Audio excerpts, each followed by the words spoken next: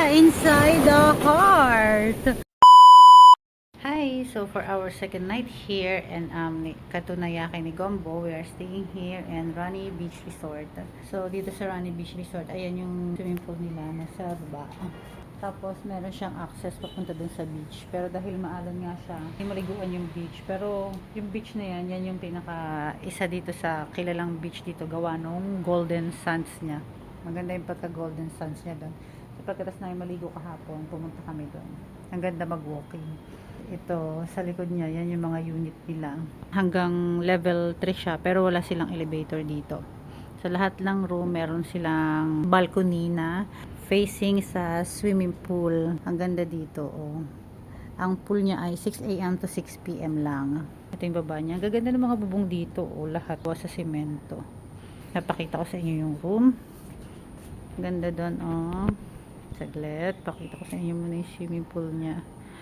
Yung swimming pool dito, kasi doon sa una na pinag-guest yan, sa Paradise Village, yung swimming pool noon, malamig yung tubig. Pero dito, kahit mahangin siya, ewan ko, ang maligam-gam yung tubig niya. Pero hindi naman siya, temperature control. Pero ang sarap ng tubig niya kasi maligam-gam kahit malakas yung hangin na galing sa dagat.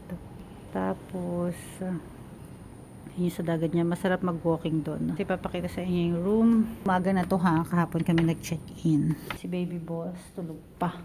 Rani Beach Resort. Pakita ko sa inyo sa labas.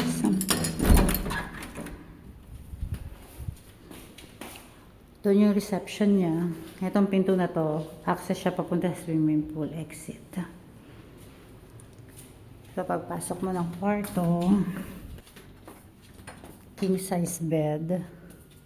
Tapos meron siyang malaking sofa. Yung ref lang dito maliit, pero okay na rin naman. Tapos ito yung CR niya. Yan, full glass. Kaya makikita mo sea view at saka pool view. Yung TV niya hindi gumagana eh. Cabinet niya. Tapos ito yung palabas. Yung pinakita ko sa inyo na una yung may swimming pool. Tcharan! Paglabas ang ganda, di ba? Siyempre dito sa labas, relax lang tayo. Kape-kape. Meron din pala sila dito ang free coffee and tea. Tapos dun sa labas dito, isang straight yan. Lahat dun restaurant. Kasi yung mga restaurant dito, isa lang talaga yung range nila ng pagkain. Matataas, minimum 1,500 Sri Lankan rupees. So, mahal ang mga pagkain dito. Kasi tourist spot destination. Tsaka malapit siya sa airport. Easy accessible sa lahat ng pupuntahan mo.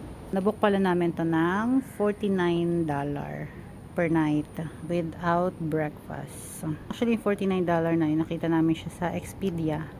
Tapos, nag-direct kami dito. Binibigay nila ng more than $49. Pero, nakatawad naman kami. Kasi ngayon, kukunti lang yung guest nila eh. Ang ganda dito guys. Si boss, busy pag-update ng transient. Baby boss, sleeping pa. Zee, morning. Puti yan, kilikili. Ayun na, nagalit na naman siya sa akin. Darling, good morning. Lalakad muna kami doon sa tabing dagat. Ito yung access niya, papunta doon sa dagat. Yeah, they're talking English. They're talking English daw. Marami rin kasing foreigner dito naglalakad tuwing umaga. Doon tayo sa unahan. Hindi siya maliguan eh. Palalim. Tamo oh. Simula dito sa taas, pababa siya. Tanggal tayo ng tsinelas. Tapos, tingnan nyo dito yung golden sand nila. Tama yung sand dito. Ang ganda. Ay! Hindi na boy!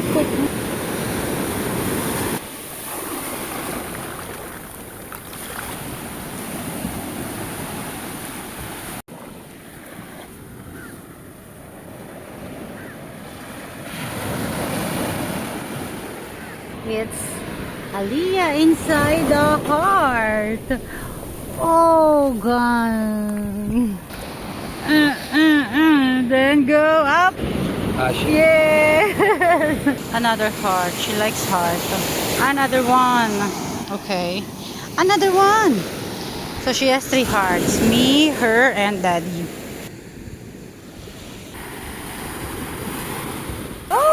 One more! Now we are going back to the hotel. We're going to the swimming pool. Kumuha lang kami ng morning experience paglalakad sa Golden Sun. Ngayon, babalik na kami. Golden little fish. Golden Little Fish. Na magsiswimming muna siya bago kami mag-check out ngayong araw na to. Ito yung daan niya pabalik sa hotel, galing sa beach.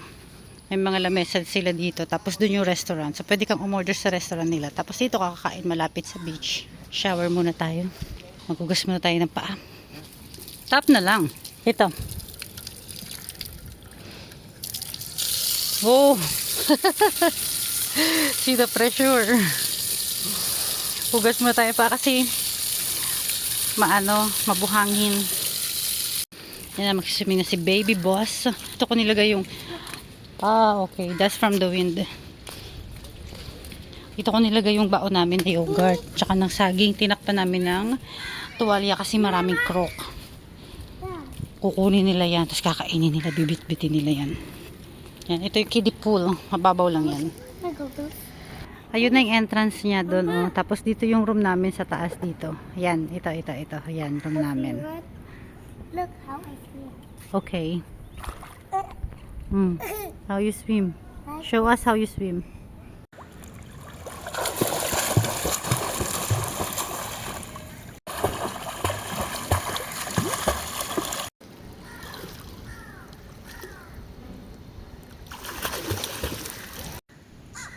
Ganda naman ganila dito, matamis yan.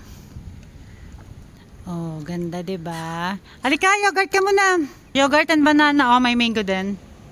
May squirrel, oh. Huh? You cannot catch it. You will run.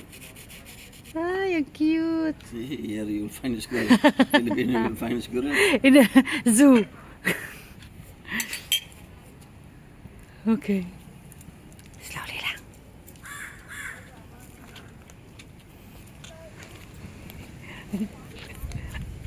Ay, bakit sa puno? Ay, ang bilis! So fast! Ando na agad siya sa puno. Oh, squirrel! May mga croc, dinala yung isang yogurt dito. Dami. Pagtalikod lang namin saglit nagdatingan agad lahat sila. Nagnakaw na agad dito sa lamesa namin. Ayun, may isang nakaabang. Dami yan nakaabang sa lamesa namin Ito yung entrance niya dito. Yan yung pinakang main road niya. Tapos yan yung reception. Ayan. Tapos papasok mo lang yung sasakyan mo dito. Nandito yung parking nila. Diretso na yan sa swimming pool at saka sa dagat. Ito yung mga rooms nila. Kanina nag-video ko doon sa side na yon. So check out na kami. Nandito yung sasakyan. Yun lang. Bye-bye. Sana si baby boss? Diyan pa yung alaga mo.